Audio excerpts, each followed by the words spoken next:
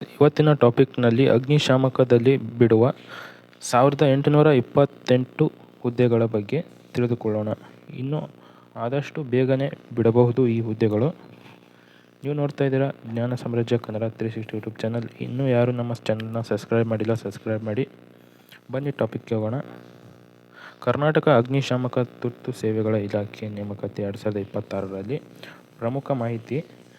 ಈಗಾಗಲೇ 1800ರಿಂದ 1828 ಅಥವಾ ಅದಕ್ಕಿಂತಲೂ ಹೆಚ್ಚು ನೇಮಕಾತಿಗಳನ್ನು ಭರ್ತಿ ಮಾಡಲು ಸರ್ಕಾರ ನೇಮಕಾತಿ ಪ್ರಕ್ರಿಯೆ ಶೀಘ್ರದಲ್ಲೇ ಆರಂಭಿಸುವ ನಿರೀಕ್ಷೆ ಐತಿ.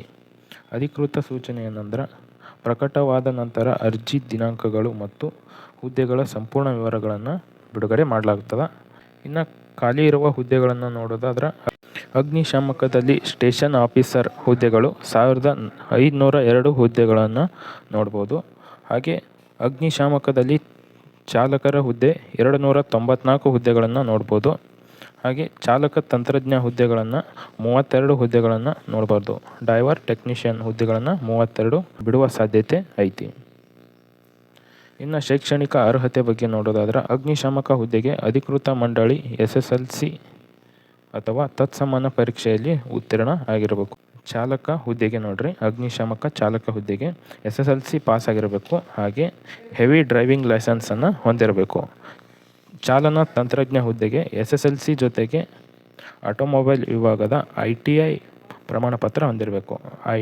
ಚಾಲಕ ತಂತ್ರಜ್ಞಾನ ಹುದ್ದೆಗೆ SSLC ಜೊತೆಗೆ ITI ಕೂಡ ಮುಗಿಸಿರಬೇಕು. ಇನ್ನು ಮುಖ್ಯವಾಗಿ ಗಮನಿಸಬೇಕಾದರೆ PUC ಮೇಲೆ ಉನ್ನತ ಹುದ್ದೆಯಾದ ಫೈರ್ ಸ್ಟೇಷನ್ ಆಫೀಸರ್ ಹುದ್ದೆಗೆ ರಸಾಯನಶಾಸ್ತ್ರ ವಿಷಯದೊಂದಿಗೆ ವಿಜ್ಞಾನ ಪದವಿ ಹೊಂದಿರಬೇಕು. ಇದರ ಜೊತೆಗೆ ರಸಾಯನಶಾಸ್ತ್ರ ಸಬ್ಜೆಕ್ಟ್ನೊಂದಿಗೆ ವಿಜ್ಞಾನ ಪದವಿಯನ್ನು ಹೊಂದಿರಬೇಕು. ಇನ್ನು ಆಯ್ಕೆ ಪ್ರಕ್ರಿಯೆ ನೋಡೋದಾದರೆ, ಆಯ್ಕೆ ಪ್ರಕ್ರಿಯೆ 4 ಹಂತಗಳಲ್ಲಿ ನೋಡಲಾಗ್ತದೆ. 1. ಲಿಖಿತ ಪರೀಕ್ಷೆ, ದೈಹಿಕ ಪರೀಕ್ಷೆ, ದಾಖಲೆ ಪರಿಶೀಲನೆ ಮತ್ತು ವೈದ್ಯಕೀಯ ಪರೀಕ್ಷೆ. ನೆಕ್ಸ್ಟ್ ನೋಡೋದಾದ್ರೆ ಚಾಲನೆ ಪರೀಕ್ಷೆ. ಇದು ಚಾಲಕ ಹುದ್ದೆಗಳಿಗೆ ಮಾತ್ರ. ಭಾರಿ ವಾಹನ ಚಲಾವಣೆ ಮಾಡುವ ಕೌಶಲ್ಯ ಪರೀಕ್ಷಿಸಲಾಗುತ್ತದೆ. ಈ ಹಿಂದೆ ನಡೆಸಿರುವ ಫೈರ್ ಆಫೀಸರ್ ಹುದ್ದೆಗಳಲ್ಲಿ 2 ಲಿಖಿತ ಪರೀಕ್ಷೆಗಳನ್ನು ನಡೆಸ್ತಾ ಇದ್ದರು. ಪತ್ರಿಕೆ 1ರಲ್ಲಿ ಯಾವ್ಯಾವ ಸಬ್ಜೆಕ್ಟ್ ಮೇಲೆ ಪ್ರಶ್ನೆಗಳನ್ನು ಕೇಳ್ತಾ ಇದ್ರಂದ್ರೆ, ಸಾಮಾನ್ಯ ಜ್ಞಾನ, ಪ್ರಚಲಿತ ವಿದ್ಯಮಾನಗಳು, ಇತಿಹಾಸ, ಭೂಗೋಳಶಾಸ್ತ್ರ, ಸಂವಿಧಾನ ಮತ್ತು ರಚನೆ, ಪರಿಸರ ಮತ್ತು ವಿಪತ್ತು ನಿರ್ವಹಣೆ ಮತ್ತು ಕಂಪ್ಯೂಟರ್ ಜ್ಞಾನದ ಮೇಲೆ 1ನೇ ಪ್ರಶ್ನೆ ಪತ್ರಿಕೆಯಲ್ಲಿ ಕೇಳ್ತಾ ಇದ್ರು. ಇನ್ನು 2ನೇ ಪತ್ರಿಕೆಯಲ್ಲಿ ವಿಜ್ಞಾನ ಮತ್ತು ಆಪ್ಟಿಟ್ಯೂಡ್, ರೀಸನಿಂಗ್, ಮ್ಯಾಥ್ಸ್ ಪ್ರಶ್ನೆಗಳನ್ನು ಕೇಳ್ತಾ ಇದ್ರು. 2 ಪ್ರಶ್ನೆ ಪತ್ರಿಕೆಗಳು 100 ಅಂಕದ ಪ್ರಶ್ನೆ ಪತ್ರಿಕೆಗಳಾಗಿರ್ತಿದ್ದವು.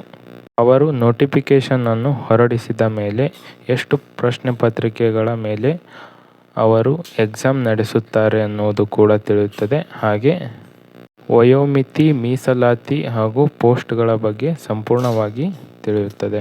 ಚಾನಲ್ನಲ್ಲಿ ಇದೇ ರೀತಿ ಎಲ್ಲ ಹುದ್ದೆಗಳ ಮಾಹಿತಿ ಮತ್ತು ಹುದ್ದೆಗಳಿಗೆ ಸಂಬಂಧಪಟ್ಟ ಹಾಗೆ ಕ್ಲಾಸ್ಗಳನ್ನು ಕೂಡ ನಡೆಸುತ್ತೇವೆ.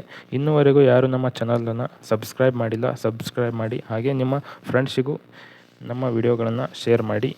ಹಾಗೆ ಅವರಿಗೂ ಕೂಡ ಸಬ್ಸ್ಕ್ರೈಬ್ ಮಾಡಲು ತಿಳಿಸಿ. ಹಾಗೆ ವಿಡಿಯೋ ಇಷ್ಟ ಆಗಿದ್ದರೆ ಲೈಕ್ ಮಾಡಿ.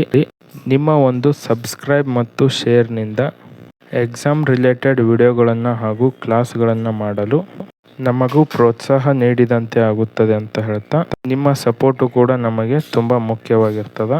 ಮುಂದಿನ ವಿಡಿಯೋದಲ್ಲಿ ಮತ್ತೊಂದು ಟಾಪಿಕ್ನೊಂದಿಗೆ ಭೇಟಿಯಾಗೋಣ.